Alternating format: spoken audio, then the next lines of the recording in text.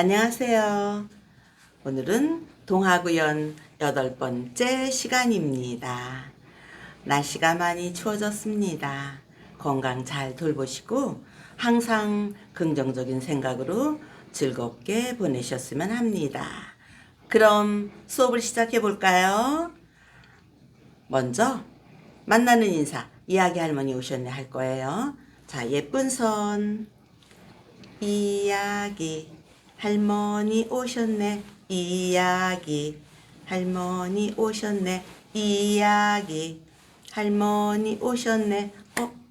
안녕하세요. 오늘은 구연을 잘하기 위해선 어떻게 해야 할까요? 짧은 시간에 다 하기는 힘들겠지만 그래도 간단히 말씀드릴게요. 아무리 좋은 내용의 동화라도 구연이 부족하면 그 동화는 생명력을 잃게 됩니다. 구연을 잘하기 위해서는 먼저 좋은 목소리. 좋은 목소리는 선천적으로 타고난 나의 목소리, 자연스러운 목소리가 제일 좋고요. 건강하고 또 호소력이 있고 밝은 자신 있고 힘이 있는 소리가 좋습니다. 그리고 톤은 높은 것보다 약간 낮은 음이 좋아요. 두 번째, 동화의 분석. 우리가 동화를 처음 대했을 때 눈으로 읽고 소리내서 읽고 그 다음에 세 번째는 동화를 분석하잖아요. 먼저 해설은 어떻게 해야 하나. 밝고 부드러우며 생명력이 있는 소리로 목소리 변화를 주면서 자연스럽게 구현하시면 됩니다. 전래동화는 무게가 있고 안정된 목소리, 또 창작동화는 귀엽고 밝은 소리로 하시면 돼요. 그 다음에 목소리 설정은 등장인물에 따라서 분석을 해가지고 목소리를 설정하시면 돼요. 4명 내지 5명의 목소리를 구현하실 수 있어야 됩니다. 또 동화의 마무리는 천천히 안정감 있게 끝을 내야 합니다. 그 다음에 정확한 발음. 동화 구현은 정확한 발음을 통해서 동화의 내용을 전달해야 합니다. 정확한 발음을 하기 위해서는 일상생활 속에서 관심과 연습이 필요해요. 또 다음은 띄어읽기. 띄어읽기에 따라서 그 의미가 달라집니다. 주어와 수로 사이도 띄어읽어야 되고요. 예를 들면 손주와 만난 할머니 뛰고 행복했어요. 또 부사 다음에는 띄어읽기를 해야 됩니다. 일찍 부사 다음에 뛰고 일어났어요. 이렇게 예를 간단하게 들었습니다. 다음은 우리말의 고조장단. 한 낱말을 소리를 내는 데 있어서 어떤 낱말은 길게, 어떤 낱말은 짧게, 또 혹은 강하게, 약하게 해서 그 뜻을 차별화시키는 것입니다. 우리가 먹는 배는 높고 급하게 배 이렇게 얘기를 하죠. 2배, 3배 할 때 배는 긴 소리, 2배, 3배 이렇게 합니다. 또 한 예를 들면 겨울 밤은 짧게, 먹는 밤은 길게 밤 이렇게 소리를 냅니다.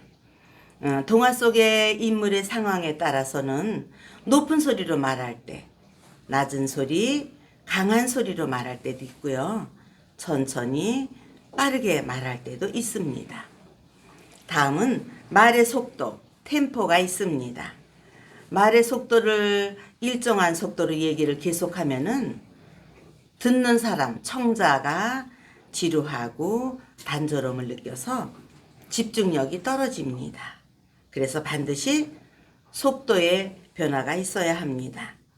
우리가 보통 동화 속에서 어린이들이 나오면 빠르게 말을 하고 노인들이 나오면 느리게 얘기를 하고 또 빠르게 움직일 때는 빠르게 말을 하고 슬프고 이야기의 마무리를 할 때는 느리게 해야 합니다. 동화를 할 때, 구연을 할 때 너무 빠르게 이 동화를 구연하시면 안정감이 없고 불안합니다. 다음은 음색이에요. 음색은 소리의 색깔입니다. 음색은 감정 표현의 기본이 되는 것입니다. 동화 구연하는 사람은 다양한 음색을 표현할 수 있어야 됩니다. 또 음색은 희, 로, 에, 락 감정들을 모두 좌우합니다.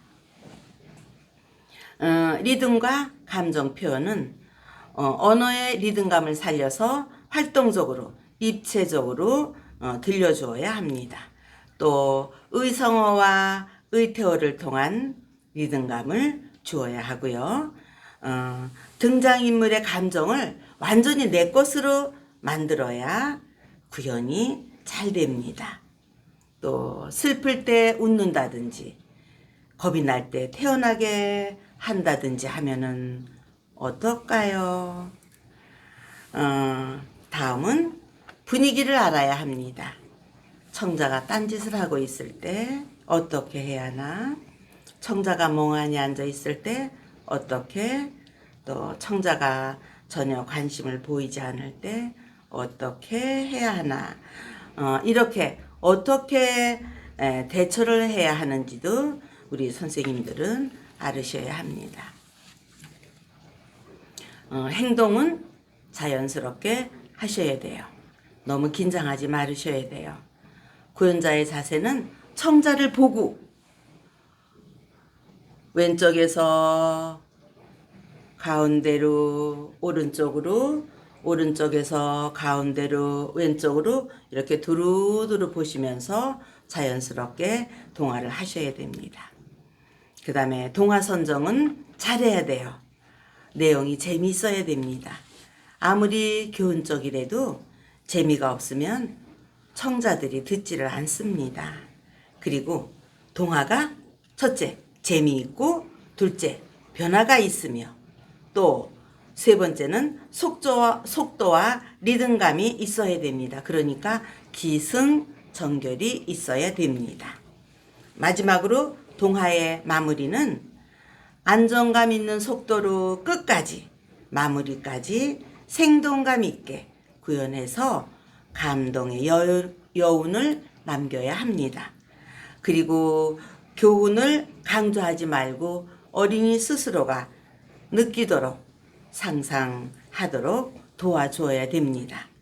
우리가 동화를 다 하고 나서 끝으로 얘들아 우리는 이렇게 착한 사람이 돼야 돼요. 또 이런 어린이가 돼야 됩니다. 하시는 말씀은 절대 하시지 말아야 됩니다. 스스로 어린이들이 느끼고 상상하고 자기가 속으로 옳은 일인지 나쁜 일인지 생각할 수 있는 여유를 주어야 합니다. 또 이야기 도중에 질문을 던지지 않도록 해야 합니다. 이렇게 해서 어떻게 하면 구현을 잘할 수 있을까에 대해서 공부를 했습니다. 열심히 노력하셔서 우리 선생님들 모두 좋은 선생님이 되셨으면 합니다. 자, 효주는 인사할 거예요. 이야기 할머니 가시네 할 거예요. 자, 예쁜 손. 이야기 할머니 가시네. 이야기 할머니 가시네. 이야기 할머니 가시네. 안녕히 가세요. 여러분 안녕.